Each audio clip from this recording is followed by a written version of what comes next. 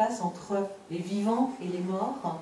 Est-ce que l'un peut agir sur l'autre, les vivants vis-à-vis des morts et les morts vis-à-vis des vivants? Je voudrais avoir votre conception là-dessus. Alors, je n'ai pas de conception personnelle à ce sujet. Je peux simplement dire ce que tout un chacun peut découvrir à partir des Écritures, de l'expérience ecclésiale ou de sa tradition propre. Il est sûr que dans le protestantisme, c'est un thème sur lequel on est plus que discret, je pense. Je pense ne pas me tromper en disant cela. Mais je pense que ce qui peut mettre tous les chrétiens d'accord à ce sujet, c'est que quelque relation qu'il puisse y avoir, elle se vivra nécessairement par le Christ et dans le Christ. Donc personne ne peut douter en tant que chrétien que nous sommes en relation avec le Christ et qu'il unit en lui, il assume en lui tous ceux qui le veulent bien. Donc au minimum, on peut et doit dire que par le Christ, nous sommes en relation avec tous les autres humains, y compris même d'ailleurs ceux qui, d'une certaine manière, sont encore séparés de lui, parce que dans son désir, lui est uni, dans son désir de les sauver, il est uni à eux. Voilà. Maintenant, est-ce qu'une forme de relation interpersonnelle, interindividuelle avec telle personne particulière est possible par-delà la mort?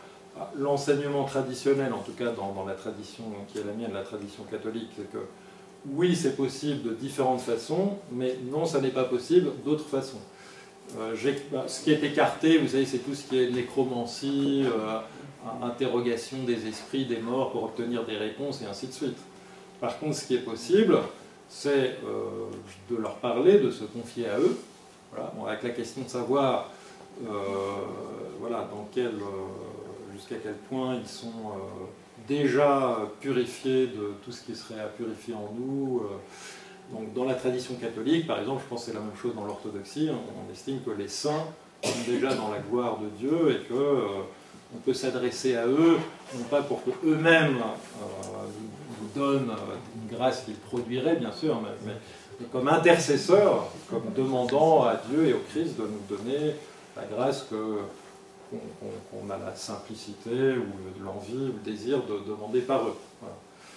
Pour ce qui est des défunts dont nous ne savons pas s'ils sont ou non dans la gloire de Dieu, Dieu seul et eux le savent, ce qui est possible, c'est de prier pour eux et aussi de se confier à eux, voilà, pour qu'ils nous aident de leurs attentions et de leurs prières dans la mesure où, dans l'état où ils sont. Voilà.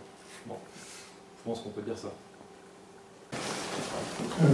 Je pense au livre de Dominique Collin, dominicain, philosophe, L'Évangile inouï, où lui il parle de vie mourante et de vie vivante, au sujet de l'expérience de l'homme sur la Terre. Et donc il intègre particulièrement le travail de l'Esprit Saint dans ce fait de la vie vivante qui, elle, ne meurt pas. Enfin, d'une certaine façon, puisque l'Esprit Saint... en fait, c'est l'expérience de partager cette vie de Dieu qui fait que, de fait, on a une vie biologique qui est mourante depuis la conception enfin, de notre être, et que nos cellules de notre enfance, on ne les connaît pas aujourd'hui. Enfin, voilà, donc on est dans ce processus-là. Et pour autant, on est déjà dans ce mouvement de vie qui fait que, bon, il y a une première mort, enfin, qui existe de l'être.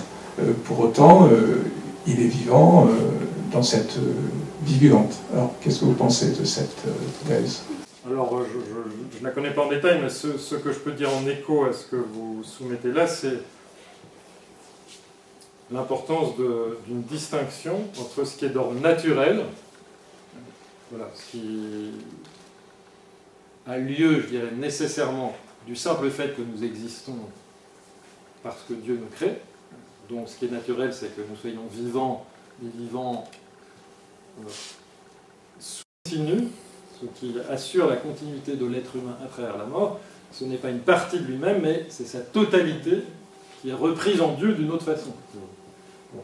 Cette totalité, il se trouve que les Allemands disposent d'un terme qui l'exprime très très bien, qui est le terme de la Gestalt. Donc moi je m'appuie sur ces auteurs-là, parce qu'en français, vous ne trouverez rien d'autre que tout ce que j'ai écrit sur le sujet. Malheureusement, il n'y a plus beaucoup de théologiens français qui travaillent ces questions-là. Voilà, j'ai employé ce terme allemand, peu importe, hein, pour ne pas employer celui de forme qui nous fait repenser à l'ancien système, mais qu'on trouve dans les Bibles quand il est question d'être conformé au Christ. Voilà. J'ai parlé de figure ou de configuration relationnelle. Alors, ça peut paraître un peu compliqué, mais je pense que voilà, une configuration relationnelle, intuitivement on comprend ce que ça veut dire, c'est-à-dire que c'est un réseau de relations. Aujourd'hui on parle de réseau, tout le monde sait ce que c'est qu'un réseau. Autrefois on ne pensait pas en termes de réseau. Une configuration relationnelle, c'est-à-dire un assemblage d'éléments qui forment une unité, voilà, dont ça je ne l'ai pas dit tout à l'heure, mais tel que finalement le tout d'une certaine manière est plus que la somme des parties. Donc ce qui me paraît très parlant, je l'ai exposé assez rapidement certes, dans cette idée de Gestalt ou de configuration relationnelle ou de figure, c'est que c'est à la fois en cohérence profonde avec la façon dont saint Paul s'exprime dans les versets que j'ai cités, hein. Vous savez, Romains 8, 28, 29, hein,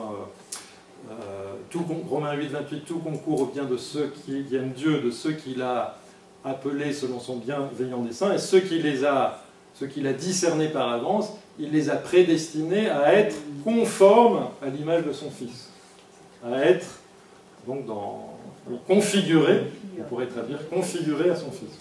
Donc ce sont des versets extrêmement forts, extrêmement importants. Pareil, le passage de l'Épître aux Philippiens que j'ai cité, hein, celui qui nous conformera à son corps de gloire, le corps de gloire du Christ. Donc, ce thème de Gestalt, configuration relationnelle, donc je peine à trouver, parce qu'il n'y a pas de mot français qui rend compte de toute cette richesse-là.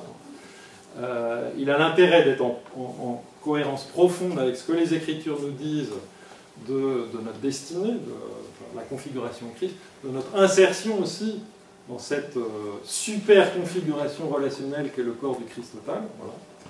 Et même l'insertion, on pourrait dire, de toute la création dans cette configuration relationnelle, d'une part, et d'autre part, c'est en affinité, en résonance, si vous voulez, avec ce que la pensée contemporaine peut nous amener à découvrir ou à redécouvrir des êtres, de l'être humain, non pas des substances, des choses douées de propriété, mais plutôt des structures relationnelles. Je pense que ça, c'est pas, au moins intuitivement, c'est pas très difficile de voir à quoi ça peut faire référence. Et c'est important aussi parce que ça j'ai pas eu l'occasion de le dire, ça nous dirige vers une conception de l'humanité qui est peut-être moins individualiste, qui est moins centrée sur la personne comme substance individuelle. Cette définition classique de la personne qu'on trouve chez Boès, au 5e ou 6e siècle, je ne me souviens plus. Substance individuelle de nature rationnelle, donc chose individuelle qui a un intellect, si vous voulez, on va dire autrement, elle est compatible, cette définition, avec l'idée d'un être humain qui existe tout seul. Une substance individuelle de nature relationnelle, de nature rationnelle, de nature rationnelle. Tandis que penser l'être humain comme configuration relationnelle, au moins intuitivement, ça vous montre que là on le pense comme étant déjà lui-même une configuration, mais inséré aussi dans une configuration relationnelle plus large. On ne peut pas penser la personne humaine ou les humains comme des individus juxtaposés. Bien sûr, les anciens savaient bien qu'on formait un tout, bien sûr, ils le savaient bien. Mais parfois, on utilise des cadres de pensée, des schémas de pensée qui, sans s'en rendre compte, induisent finalement qu'on va négliger certains aspects de l'existence humaine. En fait, je vais raconter une histoire qui m'a beaucoup frappé, qui entrait en résonance avec ce que j'essaie d'évoquer là. Donc, quand j'étais au couvent à Lille, là, il y a 5-6 ans maintenant, un réfugié grec a frappé à la porte du couvent, chrétien orthodoxe très vraisemblablement, et il parlait ni le français, ni l'anglais, enfin aucune des langues que je pouvais parler, et moi je ne parle pas grec, grec moderne encore moins. Donc la seule façon que nous avions de parler, c'était avec le téléphone, donc je parlais dans le téléphone et ça traduisait en grec, j'entendais le son, et lui il parlait dans le téléphone, voilà. Et en fait, comme la connexion n'était pas excellente, donc par le son ça marchait que moitié, et c'était préférable aussi qu'on puisse lire sur l'écran. Donc j'avais mis le téléphone comme ça, donc lui il était là, moi j'étais là, on était vraiment épaule contre épaule à regarder le téléphone. Et alors il m'expliquait sa détresse, en fait moi j'étais dans l'impossibilité de l'aider. Et ce qui m'a frappé, c'est que j'étais épaule contre épaule, je pouvais difficilement être plus proche de lui physiquement, Et or j'aurais voulu, d'une certaine manière, lui communiquer la richesse que j'avais, c'est-à-dire et pour qu'il soit plus dans la détresse, même si je n'aurais pas pu, parce que je ne peux pas, parce que nous ne sommes pas simplement des individus juxtaposés, interchangeables. Moi-même et lui, nous sommes par nos relations. En fait, ce qui faisait ma richesse par rapport à lui, c'est pas que j'avais un corps ou un cerveau très supérieur au sien. C'est tout simplement mon réseau relationnel. C'est que je suis inscrit dans une configuration relationnelle, j'ai une identité, j'ai une famille, s'il m'arrive un pépin, bah, je sais à qui appeler, etc. Et ça c'est pas interchangeable. Donc si vous voulez, la personne, nous quand on voit une personne, on la voit délimitée comme ça, comme une chose, mais en réalité, si on avait un regard spirituel aiguisé, on verrait, non pas simplement la personne, mais on la verrait un peu, si vous voulez, l'image, je peine à trouver des images, j'espère écrire un peu là-dessus un jour, c'est un petit peu plutôt, si vous voulez, comme un neurone dans un cerveau. Donc le neurone, il a des ramifications qui fait qu'il est en contact, il est à la fois partout, et uni un petit peu à tout, et en même temps, il a un noyau central, si vous voulez, quelque chose comme ça. Ou peut-être un arbre avec ses racines qui est en contact dans une forêt, vous voyez, chacun trouve les choses qu'il veut, les représentations qu'il veut. Mais nous sommes habitués quand même à penser beaucoup. Dans l'Extrême-Orient, je ne parle pas de, peut-être dans l'Orient chrétien, mais en tout cas a fortiori, dans l'Extrême-Orient, on a un système de pensée qui est beaucoup plus holistique, comme on dit. C'est-à-dire qu'on va beaucoup moins voir les parties juxtaposées, mais plus le tout dans son harmonie. Donc, il y a des expériences psychologiques ou neurologiques qui montrent très bien que leur cerveau a tendance à fonctionner en négligeant ce qui, nous, est très important, les distinctions, les individualités, pour voir davantage l'harmonie et les rapports d'ensemble. Donc là, il y a peut-être à trouver des choses. Un des théologiens, un des philosophes allemands que je citais rapidement, qui s'appelle Rombach, Heinrich Rombach, qui est un de ceux qui a proposé de repenser philosophiquement l'être, justement, comme structure plutôt que comme substance. En fait, c'est beaucoup inspiré de la pensée extrême orientale, la sociologie. Donc, c'est des choses que je compte creuser, mais bon.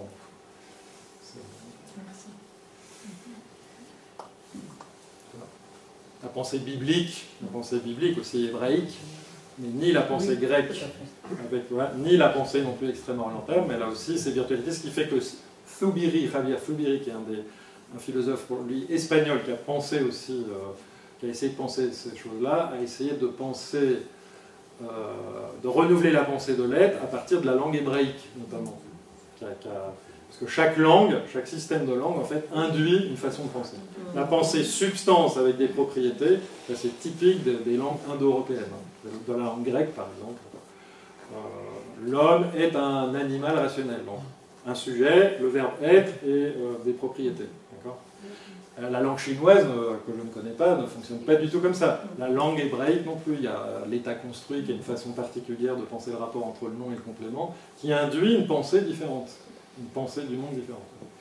Donc là, il y a une tâche immense qui est, si on trouve que c'est intéressant, de compléter, voire de remplacer la pensée classique dans ce qu'elle peut avoir d'insatisfaisant pour enrichir notre intelligence chrétienne des choses.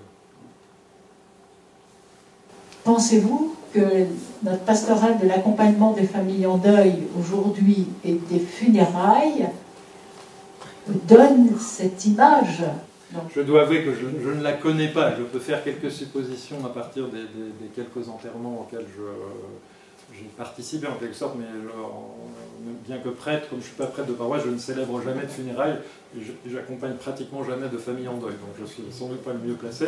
Et mon intuition, c'est que de plusieurs façons.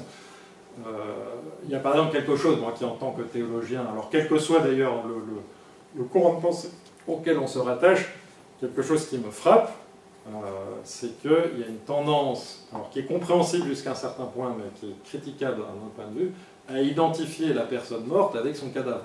Donc j'emploie volontairement le terme choquant, on dit le corps par pudeur, par euphémisme, mais en réalité, ne devrait-on pas plutôt dire le cadavre?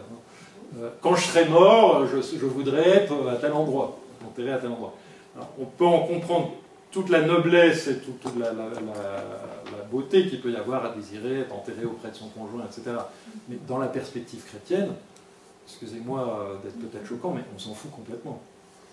C'est vraiment pas le sujet. c'est pas le sujet. Alors voilà, donc est-ce qu'on n'induit pas justement une certaine théologie, une certaine façon de penser dans la façon qu'on a de parler de ce qui se passe quand on enterre. Justement, est-ce qu'on enterre quelqu'un? Est-ce qu'on enterre quelqu'un? Alors on parle pudiquement de la dépouille mortelle. Donc moi je ne peux pas vous faire de proposition pastorale parce que c'est extrêmement délicat. Il ne faut absolument pas tomber dans l'écueil qui serait très grave de faire perdre le sens du sacré de la dépouille mortelle ou du cadavre. C'est pour ça qu'on n'emploierait pas le mot dans la pastorale, il ne faut pas employer ce mot-là. Moi je l'emploie comme théologien qui pense froidement aussi les choses pour donner à penser. Hein, mais, je ne sais pas comment on pourrait dire, hein, le corps, je pense qu'on peut dire le corps, mais voilà, le corps. Mais en même temps, ça n'est plus le corps vivant. Le corps sans l'âme, c'est plus le corps. C'est pour ça d'ailleurs qu'il se décompose. Parce que si l'âme était toujours là, il ne se décomposerait pas. En tout cas, selon la représentation la plus classique des choses. Donc, de même que, pour donner un exemple, il y a des expériences qui sont faites en psychologie scientifique. Comme ça se passe aux États-Unis, on prend le drapeau américain, mais on demande aux gens de porter une évaluation morale sur le fait de découper le drapeau américain en petits morceaux, de le mettre dans la cuvette des WC et de tirer la chasse. Parce que vous faites ça en secret, personne ne le voit, personne ne sait que vous avez fait ça. C'est bien ou c'est mal, comment vous vous sentez. Les gens, la plupart des gens, enfin, éprouvent un malaise à faire ça. Pourtant, froidement, c'est juste de la matière. Voilà. Pourquoi? Parce que le drapeau, c'est pas que cette pièce d'étoffe, etc. Il symbolise quelque chose. Il a un rapport au pays, etc. De même, le cadavre, d'une certaine manière, ce n'est que de la matière. D'ailleurs, il deviendra la matière des vers de terre, de tout ce que vous voulez ensuite. Hein. Il va transiter, il va peut-être même par tout un cheminement, même certainement, les atomes qui composent mon corps, après ma mort, ils composeront le corps d'autres êtres humains, d'animaux, de tout ce que vous voulez. Donc ça perd complètement son lien avec le temps, avec ma personne. Mais la dépouille mortelle, ou le corps de la personne qui vient de mourir, c'est même encore plus qu'un beau portrait de la personne. On n'irait pas cracher sur le portrait de quelqu'un. Ça serait une sorte de profanation de la personne elle-même, par une forme de délégation. Il en va de même du corps, c'est pourquoi il faut beaucoup le respecter. Voilà. Mais, alors moi je ne connais pas, il faudrait étudier de manière précise le rituel des funérailles catholiques, ou bon, il y a différentes confessions. Il me semble qu'on s'adresse au défunt, mais est-ce qu'on lui dit, est-ce qu'on laisse entendre que le défunt est dans le trou, quoi. Ça c'est une question qui... Alors l'autre chose qui me paraîtrait importante, c'est que justement il y a une conception de l'âme séparée, voilà, où le défunt est à l'état d'âme séparée sans corps, qui est quand même un petit peu difficile à connecter avec la foi en Jésus-Christ ressuscité, parce que si vous voulez, bah oui, parce que qu'est-ce que c'est la phrase de Rameur de tout à l'heure, qu'est-ce que c'est que cette salade entre un être ressuscité, le Christ, et puis des âmes qui volettent comme ça parce que soit on se dit que l'état d'âme séparée, finalement, bah, ça y est, il est libéré, il ne souffre plus, comme on dit, ou elle ne souffre plus, elle est... Bon, ça reste un peu... Disons, en tout cas, elle ne souffre plus corporellement, voilà. Donc finalement, elle est dans un état meilleur. Les saints, je ne sais pas, Sainte Thérèse de Lisieux, voilà, ou Saint François de Sales, d'Assise, Saint François d'Assise, voilà, il est bien heureux. Saint Thomas d'Aquin dirait, il est dans la totalité de la béatitude. Et finalement, la résurrection à la fin des temps bah, n'apportera qu'une augmentation de béatitude et en extension, mais pas en intensité. Un peu comme la cerise sur le gâteau, c'est un petit peu ça. Ah oui. Donc la résurrection, elle perd un peu quand même son importance. Donc les enjeux d'une pensée de la résurrection dans la mort, c'est de redonner toute sa force ou son poids à l'importance de la résurrection pour la béatitude humaine. Et d'une résurrection qui n'est pas simplement individuelle, mais qui est collective. Vous voyez ? Donc, dans les essais dans la pensée que je vous ai proposé à partir des débats actuels et en faisant quelques pas en direction d'une proposition qui emboîte le pas à Bonhoeffer, Moltmann, Rémini, enfin les auteurs que j'ai cités, il y a aussi la préoccupation de penser toute la place du corps, non seulement personnel, individuel, mais aussi social, dans la vie de l'au-delà. C'est quand même très très important. Pour sortir de représentation d'un salut qui pourrait être quand même assez individuel, où finalement, alors ça je n'ai pas eu le temps de développer ça, mais oui, si on va jusqu'au bout de cette logique, selon laquelle la personne, c'est pas simplement une substance individuelle, mais c'est une configuration relationnelle insérée dans une configuration relationnelle plus large et appelée à l'être dans celle du Christ, alors on commence à avoir un très gros problème avec la forme de facilité avec laquelle, au long des âges, et sans doute encore aujourd'hui, on a considéré que la béatitude des sauvés était compatible avec la damnation éternelle éventuellement, pendant des siècles, on a pensé l'immense majorité de l'humanité. Ça faisait aucun problème pour personne. Thomas d'Aquin disait, au contraire, la damnation magnifiera la justice de Dieu et donc fera ressortir davantage sa miséricorde pour les élus. Ça faisait trembler pratiquement personne, à part quelques mystiques, peut-être un petit peu plus... Bon, je caricature à peine. Hans Urs von Balthasar, justement, a écrit un ouvrage courageux pour un théologien catholique à ce sujet, hein, Espérer pour tous.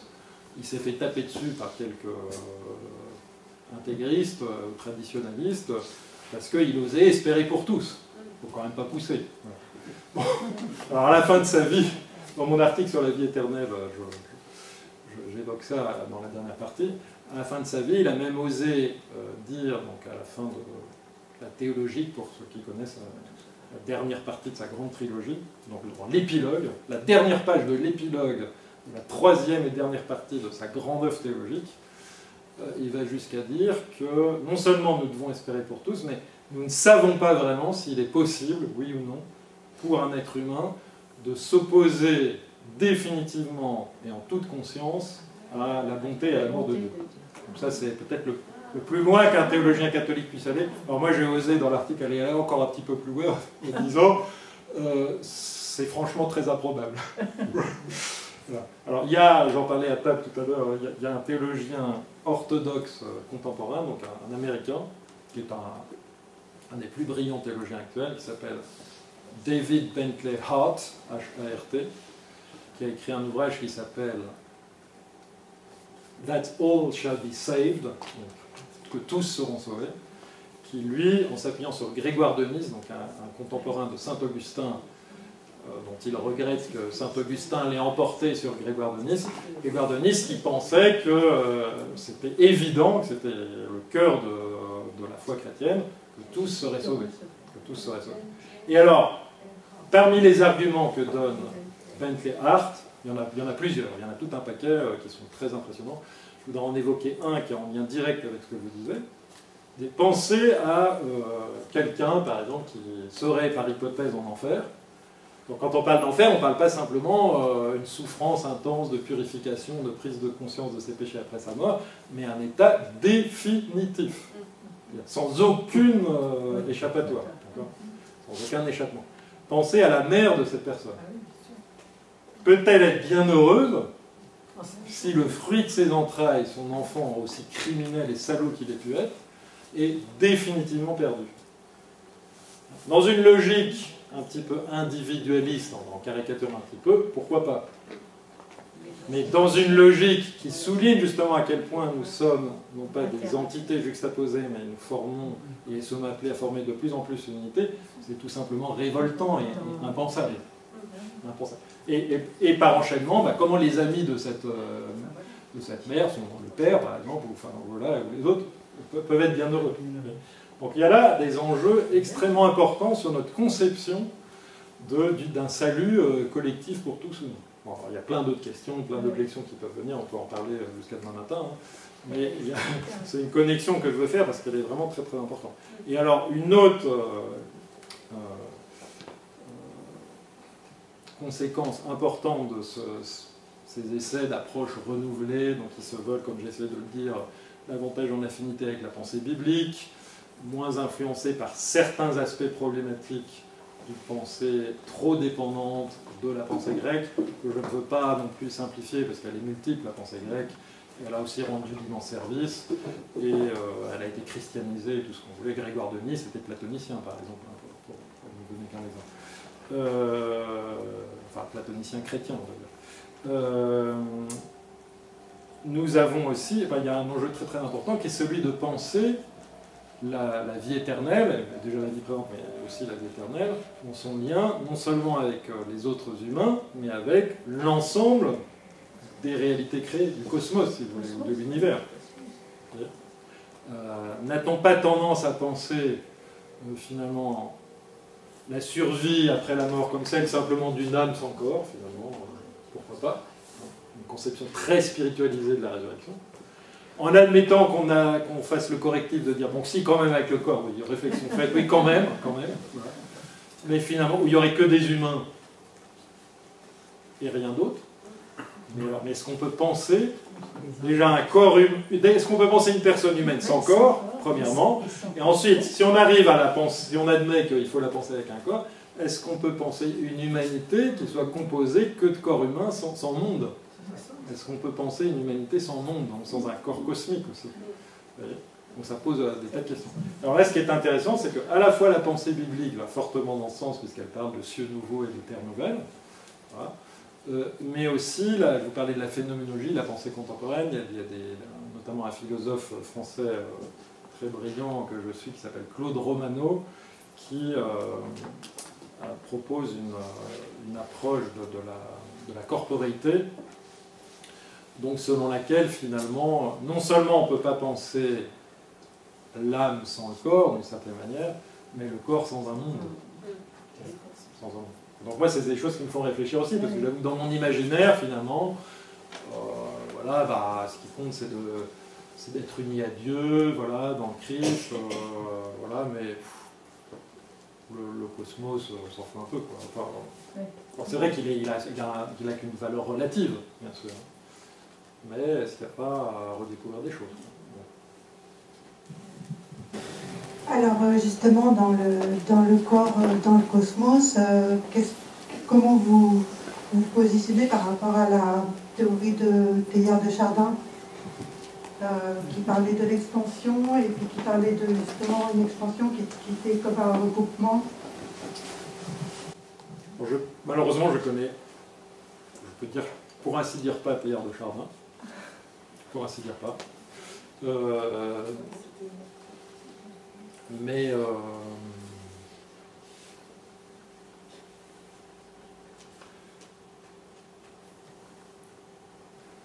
y a une expression anglaise qui me vient, c'est he has a point. Donc il a vu quelque chose de très très important, justement quand il parle du point oméga, hein, du point justement du Christ total. Voilà, en lien avec Éphésiens 1, relisez le début du premier chapitre de l'Épître aux Éphésiens, un Dieu qui nous a créés pour être saints, immaculés dans sa présence, pour tout récapituler dans le Christ, voilà, les choses visibles et invisibles, parce que je me souviens bien. Voilà, l'univers. Voilà, l'idée que finalement l'humanité ne peut se penser que dans l'évolution de tout l'univers et de tout le cosmos qui converge vers le Christ total. Donc là, ce qui se passe, ce qui m'a un petit peu gêné avec Teilhard, c'est le côté très intuitif. Et bon, en soi, c'est intéressant, mais il faudrait creuser en termes de cohérence possible avec le travail des autres théologiens. Mais par exemple, Teilhard de Chardin, ce qui est intéressant en lien avec notre question, c'est qu'il est le premier théologien catholique à avoir critiqué l'idée de l'âme séparée. Bienheureux. Donc il a proposé justement une thèse de remplacement qu'il a abandonnée lui-même au bout d'un certain temps, ou en tout cas que celui qui l'a repris, Karl Rahner, a abandonné. C'est le thème, la thèse, je vous dirai le nom technique après, selon laquelle en fait l'âme, certes, est séparée du corps par la mort, mais en fait, elle reste en contact avec l'ensemble du cosmos. Donc c'est la thèse de la pancosmicité de l'âme. Pan en grec, ça veut dire tout. L'âme est, disons, son corps, entre guillemets, de substitution en attendant la résurrection, c'est le cosmos tout entier. Bon, on sent peut-être intuitivement le caractère problématique, et en tout cas, sans fondement biblique direct, c'est le moins qu'on puisse dire de cette thèse, mais elle avait l'avantage de contester l'idée d'une âme séparée, et ça a été le premier théologien catholique qui a ainsi tenté autre chose. Alors Karl Rahner, notamment, lui emboîtait le pas, et bon, ça fait partie des grands théologiens qui sont très majoritaires. Enfin, ça n'a pas beaucoup de sens de dire majoritaire, mais ça montre que ce n'est pas simplement quelques penseurs dans une tour d'ivoire, mais c'est toute une communauté de pensée, voilà, qui a énoncé, développé et défendu la thèse de la résurrection dans la mort. Pour des raisons qui tiennent vraiment à la cohérence même de l'anthropologie chrétienne.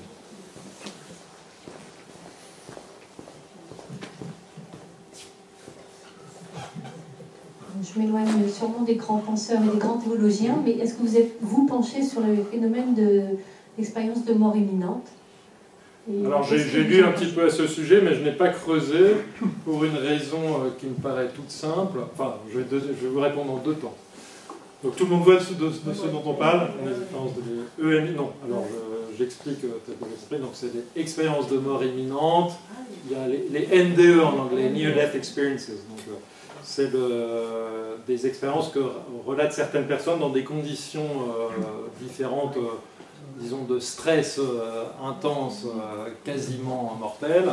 Donc après une opération chirurgicale, ça peut être aussi des pilotes de chasse dans des virages, vous savez, ils sont soumis à des accélérations qui provoquent une hypooxygénation cérébrale, parfois des états de transe induits par des substances, etc., enfin des tas de circonstances, qui fait que la personne a frôlé la mort, son cœur s'est arrêté, puis elle a été réanimée, etc., etc.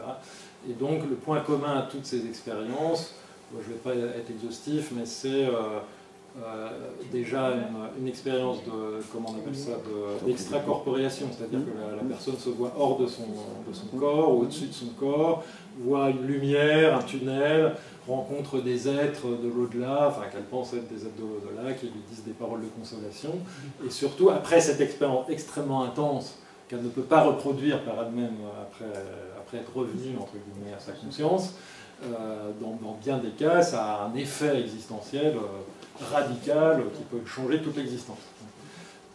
Alors j'ai 2 réflexions au minimum à faire. La première, c'est que ces personnes ne sont pas mortes, donc voilà, elles ne sont pas mortes. Justement, quand tout à l'heure je vous parlais du caractère radicalement, de la discontinuité radicale qu'introduit la mort, ben, c'en est bien une illustration. Ça a beau s'en approcher, ça n'est pas la mort. Et pour cause, la personne en parle après. Ça n'est pas la mort, donc jusqu'à quel point du coup ça peut nous renseigner sur la mort. Et l'autre réflexion que je voudrais faire pourrait vous paraître peut-être un peu troublante, ou en tout cas elle me paraît impossible à écarter d'un revers de la main, c'est que autant ça peut pour certaines personnes être un signe en quelque sorte, une forme de confirmation qu'il y a bien un au-delà, autant si on réfléchit avec un peu de distance, ça pourrait au contraire être un argument plutôt en défaveur de la foi. Je vous explique pourquoi.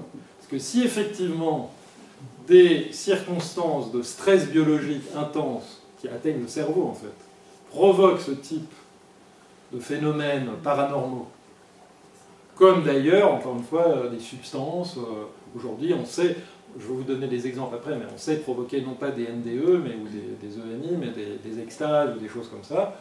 Je vais vous donner quelques indications à ce sujet dans un moment. Voilà, ça pourrait plutôt être un argument athée. C'est-à-dire de dire, en fait, il n'est pas étonnant qu'au cours des siècles, enfin depuis la nuit des temps, plus exactement, des êtres humains ont développé la croyance en un au-delà et des mondes surnaturels, parce que tout simplement la constitution biologique du cerveau et de la pensée humaine fait que dans certaines circonstances, on va avoir des états de conscience modifiés paranormaux, type chamanisme, transchamanique, tout ce que vous voulez, qui fait qu'on croit à ce que le cerveau a produit. En raison de son fonctionnement de base, de survie, pas des réflexes de survie. Si vous voulez, on sait aujourd'hui que des extases de type spirituel extrêmement accompagnées de jouissances spirituelles intenses peuvent être provoquées par, pour vous donner qu'un exemple, par de nombreux, par un type de maladie neurologique assez rare qu'on appelle non seulement l'épilepsie, mais l'épilepsie du lobe temporal droit. C'est une épilepsie qui est localisée à un endroit très particulier du cerveau. On appelle aussi épilepsie de Dostoïevski, parce que c'était celle dont il souffrait. Donc c'est pas la forme d'épilepsie la plus courante, qui est potentiellement mortelle d'ailleurs pour les personnes, même si celle-ci aussi peut l'être, mais c'est une épilepsie qui produit des ravissements, des extases, accompagnés d'une jouissance bouleversante conférence que j'ai faite, où je montre comment Sainte Thérèse d'Avila a probablement souffert de ce type d'épilepsie, on ne pourra jamais le démontrer, en tout cas que ça rendrait compte de pas mal de bien des aspects de la fréquence extrêmement grande à certains moments de sa vie, des ravissements, extases et de visions qu'elle localise sur le côté gauche, etc. Des choses troublantes. Donc vous voyez, on peut s'appuyer sur le témoignage des témoignages de ce type pour dire il doit bien y avoir quelque chose, ou aussi le lire en disant mais non, c'est simplement notre cerveau qui... Voilà. Alors, il y a une autre manière expérimentale de produire, au moins statistiquement dans une population donnée, je ne dis pas sur tel individu, vous privez les gens de sommeil, de nourriture, et vous les enfermez en vase clos en leur disant que les extases c'est super, bah, dans l'eau vous allez en avoir qui vont avoir des visions des extases.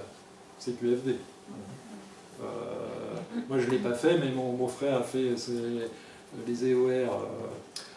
Oui, on leur faisait faire une marche de nuit pendant 70 km ou je sais pas quoi sans avoir mangé de là, mais il a eu des camarades qui ont vu des éléphants roses, on sait produire des hallucinations en soumettant les personnes à du stress, sans parler des substances qu'on peut ingurgiter ou de la stimulation magnétique transcrânienne ou d'autres expériences qu'on peut faire.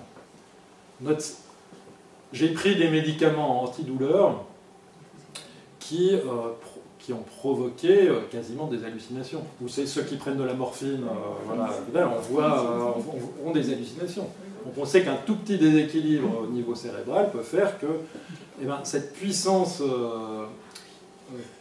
créative qu'a notre cerveau dans le sommeil, dans les rêves, il suffit de penser à des rêves, un rêve bien lié, un rêve bien fort, pour se dire que ce qu'on a attribué pendant longtemps à des agents surnaturels pourrait aussi, on peut dire qu'on peut le démontrer, mais pourrait très bien être aussi considéré comme justement étant un artefact en quelque sorte, un effet particulier dans des circonstances particulières du fonctionnement cérébral.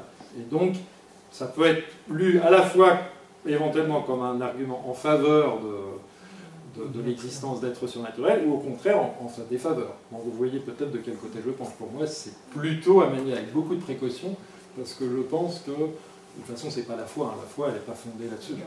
Elle est fondée sur la parole de Dieu, et sur la persévérance dans une confiance aveugle dans des situations où tout semble dire exactement le contraire de ce qu'on a toujours cru. C'est Jésus sur la croix. Il y a quand même une plénitude d'amour qui est témoignée par ces personnes. Oui, tout à fait, mais ça je ne dis pas le contraire. C'est quand même caractéristique à... Oui, mais il y a aussi une plénitude d'amour qui est témoignée par des personnes qui font des stages de bouddhisme zen ou autre. Oui, et puis Dieu peut se servir de l'Esprit Saint. Si vous voulez, nous admettons, disons la plupart des croyants ne connaîtront jamais ou n'ont jamais connu cela. Et pourtant, nous admettons que Dieu nous parle, nous instruit par le fonctionnement ordinaire de notre esprit, de notre cerveau, en écoutant des paroles, en méditant, en vivant certaines célébrations, etc. Donc on admet qu'il nous parle à travers les modalités normales de fonctionnement du psychisme et du cerveau. On ne voit pas pourquoi on écarterait l'éventualité qu'il parle aussi à travers les modalités inhabituelles, voire anormales. Certes, mais il ne parle pas par l'anormalité de ces... par le caractère anormal de ces phénomènes, mais il parle à travers eux comme il parle aussi à travers les phénomènes normaux. Si vous voulez, une pensée ou une émotion ressentie sous une modalité extraordinaire ne doit pas avoir plus de poids qu'une pensée ou une émotion ressentie dans des modalités ordinaires, sous prétexte qu'elle est extraordinaire.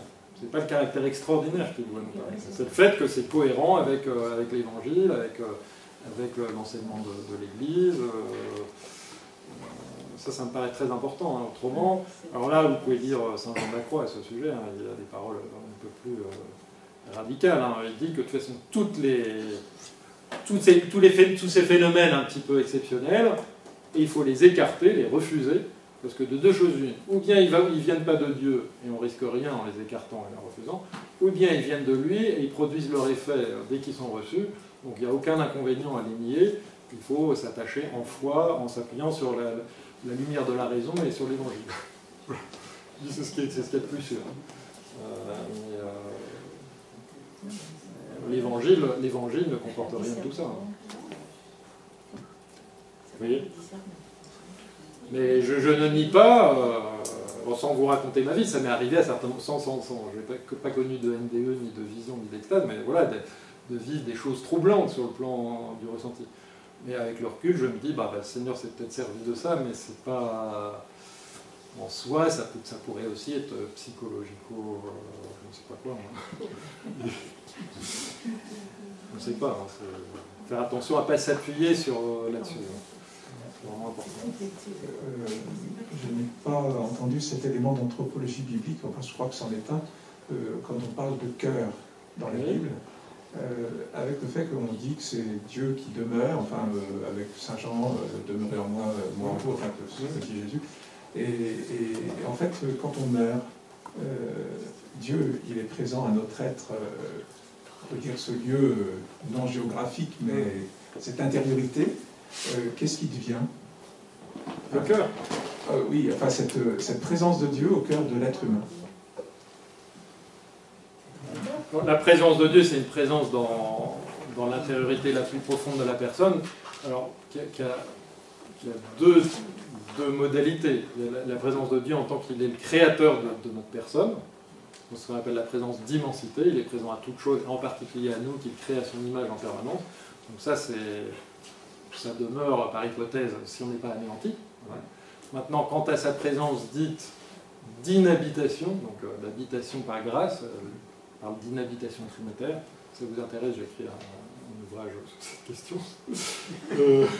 Vous trouvez ça sur le site internet, les références. Comment dirais-je, cette habitation, elle est considérée traditionnellement comme étant l'habitation de Dieu dans l'âme des justes. Voilà. Donc au minimum. Donc les justes, ça veut dire que c'est une habitation qui n'est pas l'habitation, qui n'est pas la présence de Dieu à toute chose par son action créatrice, mais simplement dans les personnes qui l'accueillent, d'une certaine manière. Donc les personnes qui sont, on aurait dit dans la formulation ancienne, en état de grâce. Donc qui ne sont pas fermées par leur faute à cette habitation de Dieu. Dans la Bible, quand il est question de l'Esprit qui est en nous comme dans un temple, ou Galates 2:20, ma vie je la vis dans la foi au Fils de Dieu qui m'a aimé et s'y livré pour moi, je vis non plus moi, c'est le Christ qui vit en moi, ou bien dans l'évangile de Jean, celui qui m'aime, mon Père l'aimera, nous viendrons à lui, nous ferons chez lui notre demeure. C'est toujours dans le cadre d'une relation de foi et d'amour pour Dieu. Donc qui implique la liberté, donc le cœur de l'être humain, parce que le cœur au sens biblique, finalement c'est la volonté profonde, c'est l'orientation profonde de l'être volontaire. Donc là, ce type d'habitation qui est celui qui nous intéresse vraiment, cette présence agissante et transformante de Dieu, voilà, elle est située dans la théologie classique, dans l'âme. Donc dans cette perspective d'une théologie classique, l'état d'âme séparé ne représente aucunement un inconvénient, ne représente aucune interruption de ce type de présence. Voilà. Alors, ce que vous dites me donne à penser. En fait, dans cet ouvrage-là, sur ces réflexions sur l'inhabitation trinitaire, j'ai essayé de repenser ce mystère en m'inspirant de la philosophie contemporaine du langage et de compléter, disons, les pensées existantes à ce sujet en disant que Dieu est présent en nous, un petit peu comme si vous voulez, comme si, par l'intermédiaire de sa parole qui pénètre en nous. Si j'arrivais à me dire dans ma parole, à me donner totalement dans une parole, et que cette parole soit reçue par quelqu'un, d'une certaine manière, je serai dans cette personne par ma parole. Intuitivement, on peut comprendre qu'il y a moyen de penser que Dieu se donne en se disant et en nous pénétrant par sa parole, qui est son Fils, son Verbe, et vient en nous. Donc de ce point de vue-là, ce que j'ai proposé, c'est de dire qu'entre guillemets, le lieu de son habitation, ça ne serait pas là, mais ce que j'appelle l'espace intérieur de langage, c'est-à-dire notre structuration personnelle comme être de parole et de langage. Donc là, ça peut, je pense, et je fais le lien pour la première fois dans l'essai de vous répondre, ça peut s'intégrer dans cette idée de configuration relationnelle qui intègre le corps et la totalité de l'être humain. Intuitivement, ce que je peux essayer de proposer. Merci Père pour cette Merci de votre